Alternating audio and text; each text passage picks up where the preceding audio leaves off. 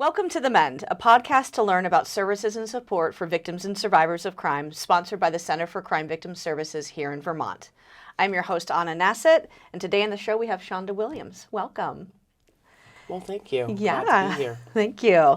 This show was created to take a deeper look at services, organizations, and concepts for victims and survivors of crime. We want to acknowledge our healing process and provide resources not only in our state of Vermont, but throughout the country as well, that could benefit victims of crime as they begin to mend. And today we are going to be looking at some of those things that Shanda is doing right here in our state and how you can apply them in your state as well. I always want to begin with a content warning. Our goal is to create a safe space to discuss topics of healing, but within that, we might occasionally hear a story that it was related to crime, discuss our mental health, or have other sensitive subject matter. I urge you to listen at your own discretion.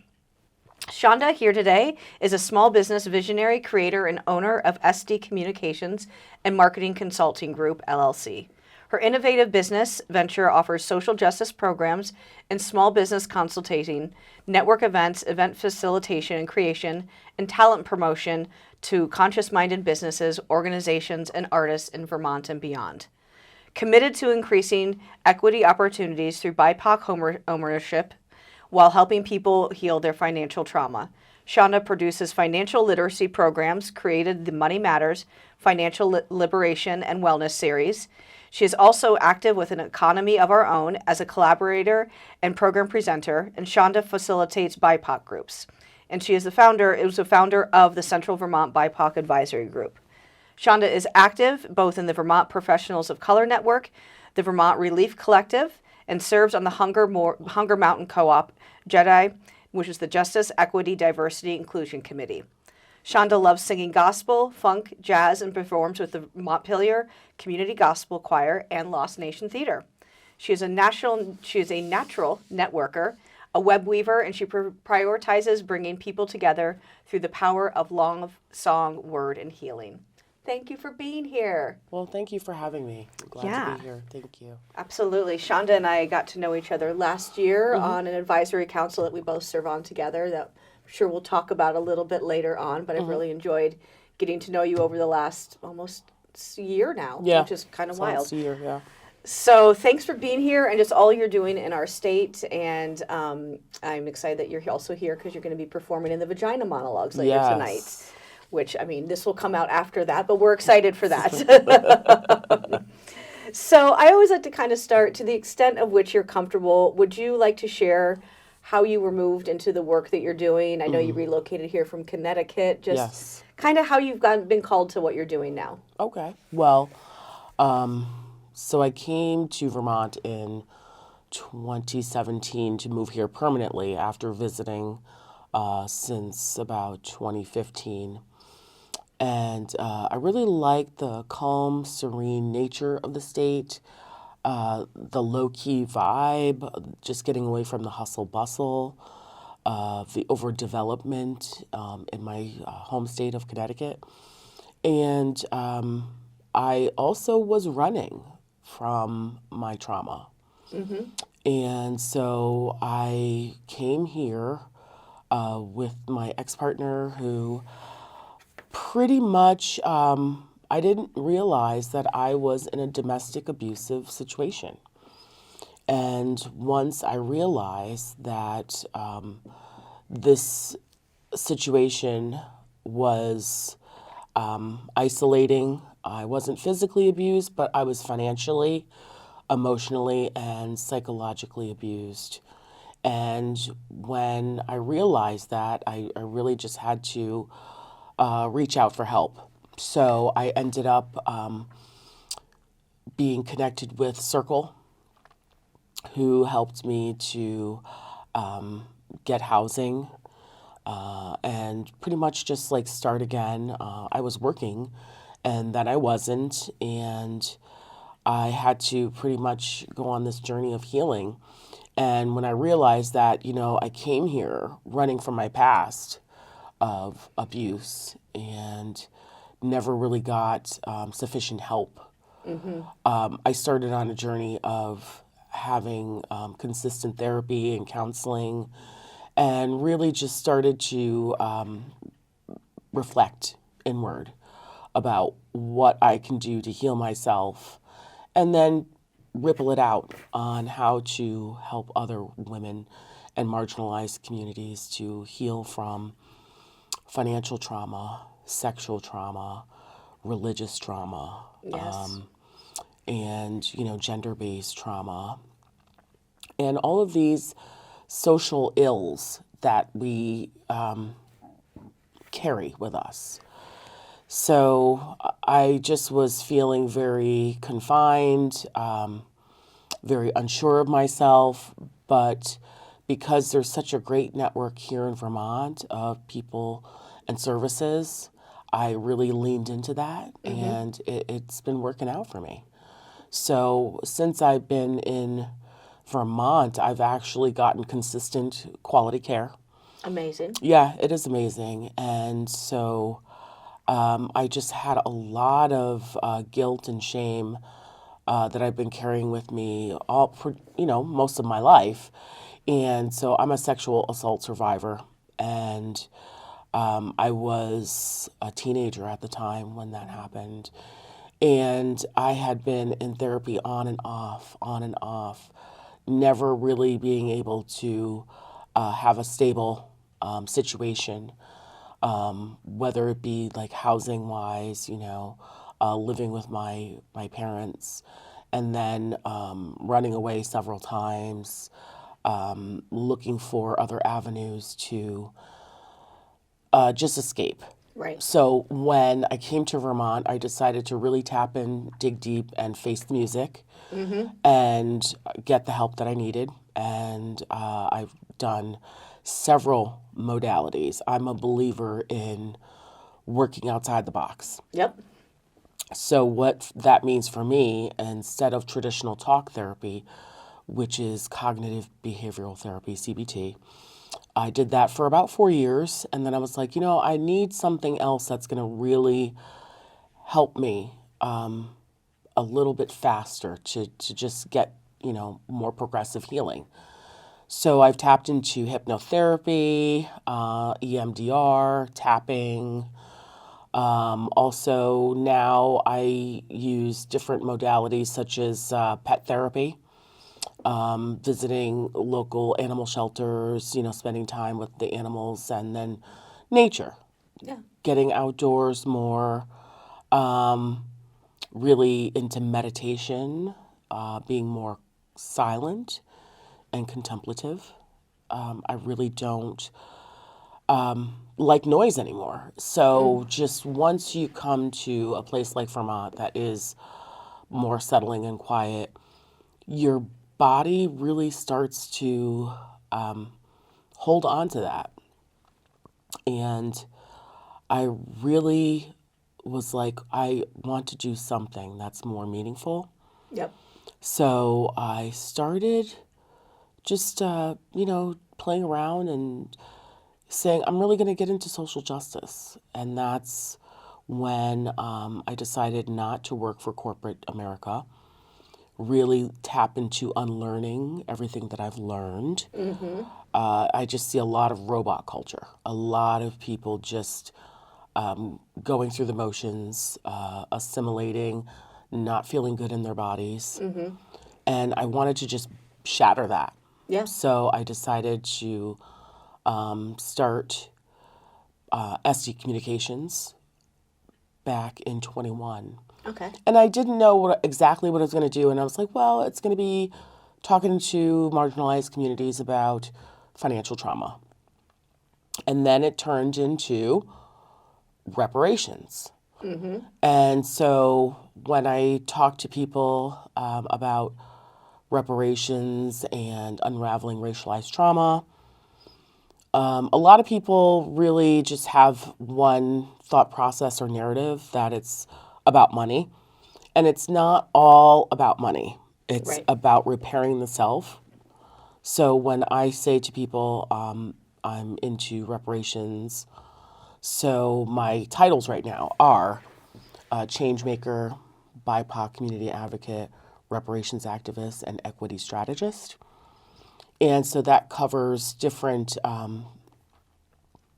modalities of social justice work that I do. And I started really with the financial liberation series and helping women and marginalized communities to tap into the home ownership game, building wealth, right? And that's a form of reparations. And helping people to get on an equal playing field. Then I said, well, I really want to heal racialized trauma. And then after the death of George Floyd, I really started doing work groups with a book called My Grandmother's Hands, Unraveling Racialized Trauma, and I do those groups consistently. Great. And doing the theater also helps as an outlet of therapy. So me connecting with people, it not only heals them, but it heals me too. Working together to just uplift marginalized communities and tapping into doing the work. And I mean, it's not really lucrative, but Right. it's lucrative in other ways, Yeah. you know, spiritually and consciously. Yeah. I feel more grounded. I feel more present for myself and showing up for others.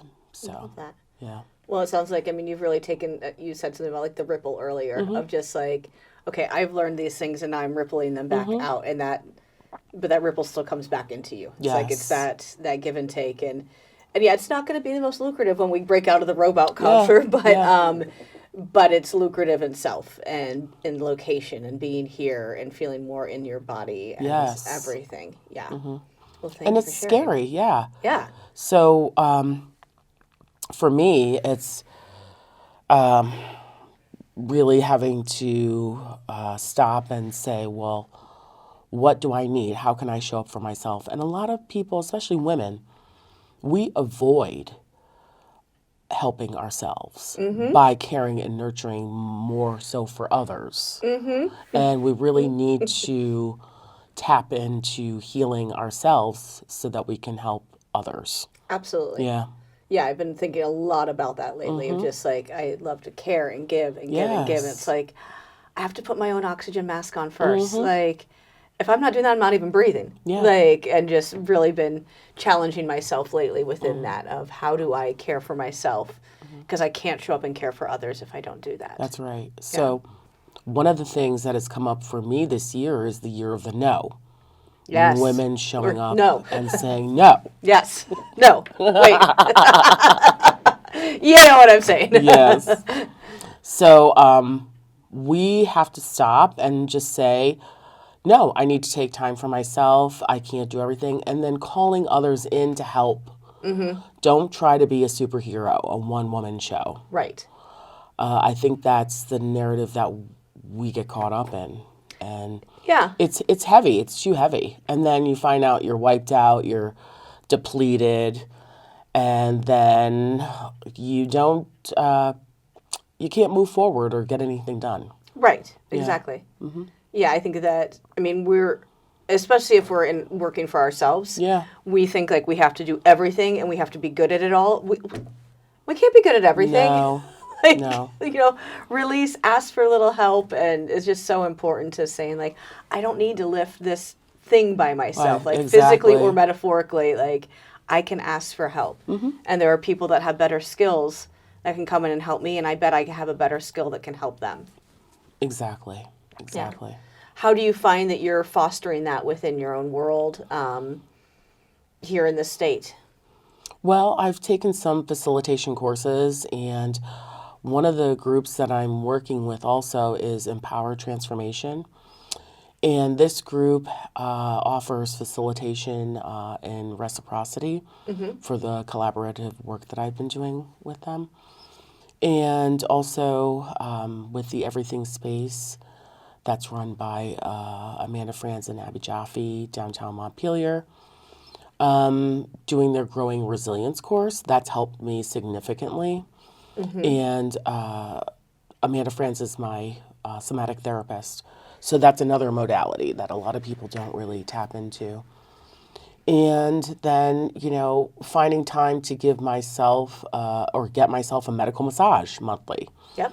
And that's really helped my body significantly. Yes. And I wasn't sleeping for most of my life. And now I sleep better. I'm more mindful about what I do with my time and how I nurture myself. And it's really helped me to just be more gentle and kind with myself, which I think a lot of people are just too hard in this hustle culture. It's just overstimulation with social media and really just getting into more mindful places and spaces. Yeah. So that's really helped me to help others. Yeah, the first person we're going to put down is ourselves. Like, we will encourage and flatter and compliment everyone else, but are we doing that for ourselves? It's so important. It is, And, yeah. yeah, even just doing affirmations, meditation, all of those things. And Yeah. I do some work with a somatic practitioner here in the Mad River Valley, and it's been huge and helpful just to be like, oh, if I just stop and breathe, Yeah. like, oh, Because we don't really breathe. Yeah, which is Yeah. really wild. yeah, absolutely. So how has your story and experience led you to healing? And I mean, we've kind of talked on this, but like, all of these places kind of got you to this point here in Vermont where you're like, I've got to face myself. And Yeah. I had that moment too. What was it like to take those first steps to go out and ask for help and to realize like, I don't have an option but to do that? Yeah. Well, I joined the gospel choir in 2019 and I started volunteering at the theater in 2018. So those were two steps that were huge for me. And I didn't see it as huge at first, but singing and acting and play therapy is really one of the modalities that people don't tap into. And it just lifts you up, gives you endorphins. I was, living in Montpelier, and I'm still there now. But it was scary for me, being a person of color in a predominantly white state. And I didn't have the confidence to tap into, like, getting to know my neighbors and things like that. And I had, like, issues of, trying to hide. But then I was like, well, let me tap into some organizations where I know my talents could be useful. It would be therapeutic for me. And then just shedding the fear. Yep. So I was raised in a very religiosity kind of a community where everything was fear-based. Yep. So living in constant hypervigilance and shedding that through the different modalities of play, whether that be singing, acting, being out in nature, somatic movement. It really has helped to be transformative for my mind Right. and for my body to be more comfortable in unfamiliar spaces. So once those transformations started to happen, in addition to therapy, Right. so I was having consistent therapy at the time. I felt like, okay, I'm ready to be an activist. Yeah. And so these changes happened pretty slowly, but I think it's best to be organic. Yep. Years ago, I had found out about this. I guess it was like a week-long therapy that was like $20,000 that no one could afford, where you're tucked away and you're supposed to be healed within 1 week. And I'm like, people actually go to those extremes. You can't force lifelong healing in a span of 7 days. Yeah. So I was just like, well, I mean, I may not be able to go that route, but I know if I go slower and have it be more determined and make, smaller, gentler footprints for myself, it would actually have lasting results. Yeah, Yeah. absolutely. And I think that, like, yeah, none of us really look and around at our experience to go, I'm going to go be an activist Yeah. about this. Like, I'm just going to, this is what I'm going to do now. It is very organic. Yeah.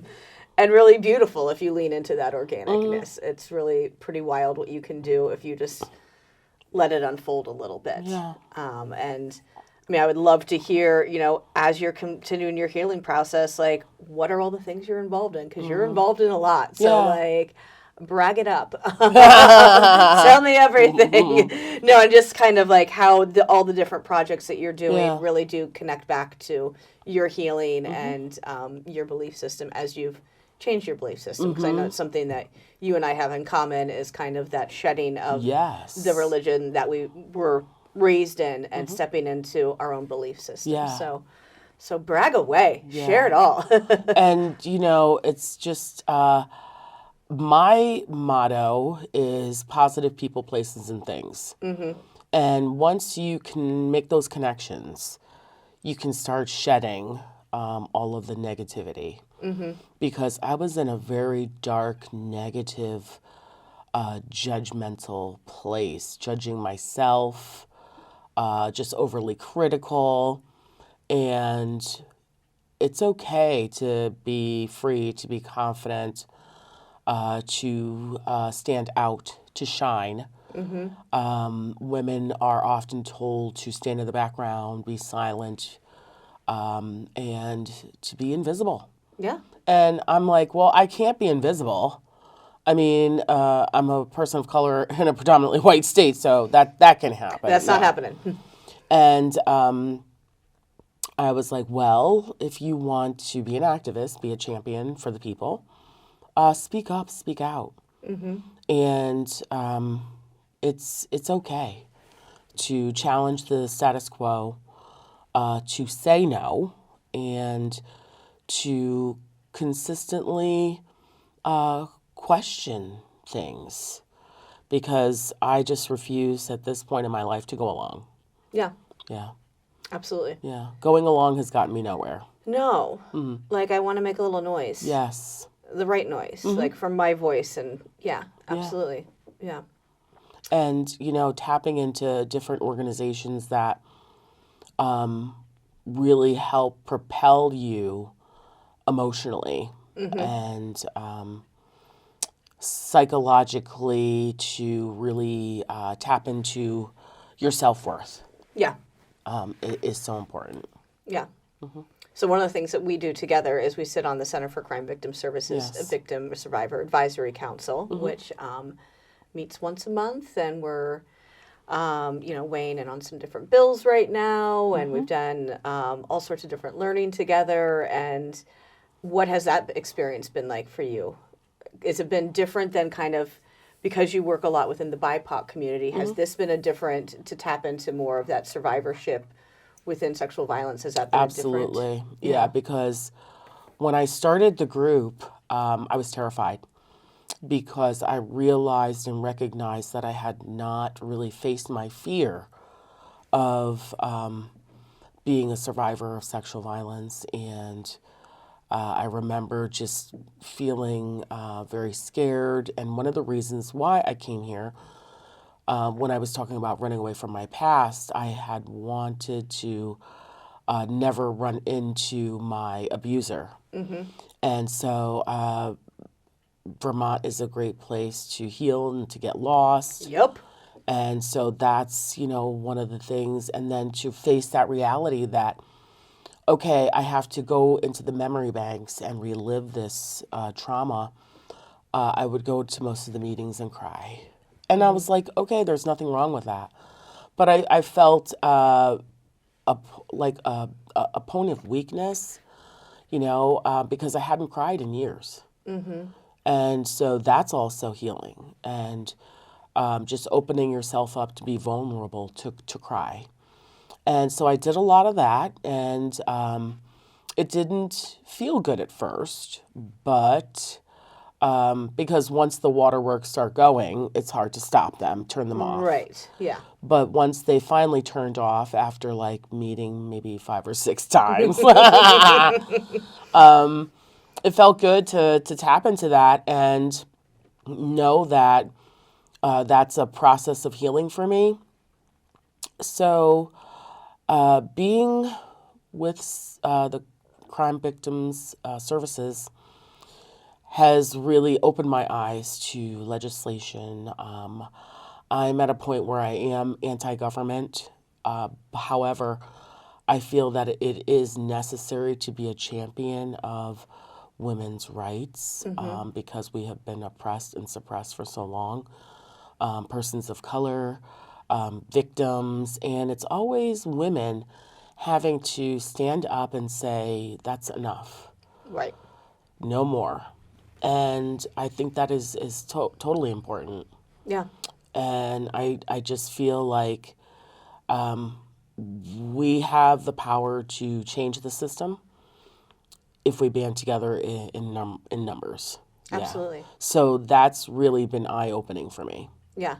I think, like, especially with the council that we're both on, like, I found it to be not only healing, but so empowering because it doesn't function as a support group. We're really there to, like, make advice and to listen to these issues. And there's something so empowering about that to be like, oh, okay, you're listening to me. Like, you want to know what I have to say. Yeah. Thank you. Like, you want to know what I have to say? I'm going to tell you what I have to say. And I've really appreciated that about it. But it is also still that healing place of being like, oh, there's a group of us who are sitting together and, like, we don't necessarily have to tell our stories because we all have this shared thing in common. While it's very different. Yeah. But I found there to be a lot of just, like, solidarity within that. I don't know if you Oh, agree. absolutely. Absolutely.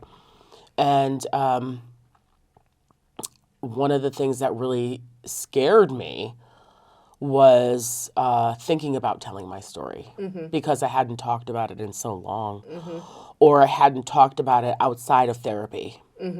So that was really scary for me to be vulnerable. Yeah. Because I was raised not to put your business in the streets. Yep. Everything's got to be contained and quiet and cleaned up. An image of perfection is everything, okay? That's the way I was raised. We don't talk about these things. No. Yeah. And so I was just like, I felt like I had been chained, like mentally, emotionally, psychologically, and I was breaking those chains and saying, no, I'm not going to do this anymore because it's too heavy. Yeah. So once I was able to put that in perspective and say, you know, I really have to break these generational chains of low self-esteem, shame, pain, blame, all the things that women are kind of just put into these little, you know, categories. Yes. You're a slut, a whore, you are trash, you are not a person of worth. Yep. And throwing off all those stigmatizing stereotypes. It's really empowering once you can kind of put on your superhero heroine cape and say, yeah, I'm free, and just to be free as a bird. Yeah. Yeah. Yeah, I think there's just something just so, I don't know, for me personally right now, and I just see for, like, others in my life and you as well, as just, like, stepping into our power. Being like, okay, like, things are always going to be a little hard and challenging, but, like, I am stepping into my power, and, like, I fully deserve respect. Yes. And my voice to be heard and, like, to be seen. Yeah. Yep. I'm not stupid. I'll bring other people up. Yeah. I will bring you up with me, but I'm not going down. That's right. That's right. And that's so critical and important. Yeah, and that we always want to bring people up. Absolutely. So, but we have to understand that some people are just not ready to go up the mountain. Yeah. And that's okay too. That's fine. Yeah. It has to be more natural, not forced, giving people the tools once you have the tools for yourself, Yeah. which is what CCVS did for me. Love that. Yeah. And what they've done for me as well, and like how I'm here right now, it's just like they gave me a little tool, and I was like, that's an interesting tool you just gave me. What can I do with this? And well, here we are. Yeah. Yeah. And it's just, I mean, I think that's part of it. It's like I wasn't really in a place where I knew I could rise to the next level at that time. But when other people see that and they give you that tool, slowly you do, and then you keep bringing others with you. Right. Yeah. Yeah. So it's a quite impressive community of women who have suffered but are throwing off those shackles of suffering and, like you said, stepping into their power. Yeah. I mean, I think we keep doing this work because I was having this conversation yesterday, like, we're doing this work that we might not see the results in our lifetime. But that's okay. We keep doing this work. 'Cause it's the work that must be done. And we're going to keep doing that. And those little glimpses that we see and those connections we make is what we keep doing to making this a brighter and safer world, hopefully. Absolutely. Yeah. Well, thank you so much for being here today. Yeah. This has been amazing. It has been amazing. Thank you. I always like to close on just like a positive message that you might say to victims and survivors who are listening today. So I would love to know what you would say to people who might be out there who are hurting right now, who are listening. Okay. Well, one of the things that I have tapped into is a freedom fighter, John Ellis, who says, speak up, speak out, get into good trouble, redeeming the soul of America, one soul at a time. Love that. Thank you. You're very welcome. I'm going to ask you to send that to me. Okay, well. And I'll put it on the social media. That's a great one. All right. So if anybody wants to learn more about Shanda's work, you can go to sdcommunicationsvt.com. Once again, that's sdcommunicationsvt.com. And that does it for us this week, friends. Thank you so much for being here, Shanda. I can't wait to hear you perform or see you perform later. And yeah, just continue to get to know you in this journey of survivorship and strength together. Thank you, Anna. Yes. So as always, if you have any ideas for the show, please feel free to email me, Anna@standupresources.com. Thank you for being here with us on the MEND. Be well, be strong. Thank you.